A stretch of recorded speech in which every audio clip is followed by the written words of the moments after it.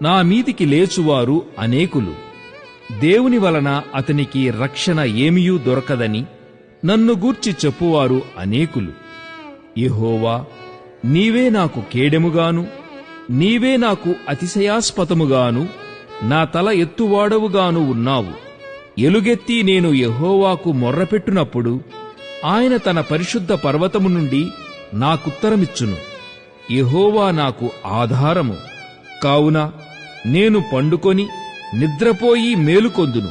10,000 మంది దండెత్తి నా మీదికి వచ్చి మోహరించినను నేను భయపడను. యెహోవా లెమ్ము, నా దేవా, నన్ను రక్షింపుము. నా శత్రువులనందరినీ దవడ ఎముక మీద కొట్టువాడవు నీవే, దుష్టుల పళ్ళు విరగగొట్టువాడవు నీవే. రక్షణ యెహోవాది.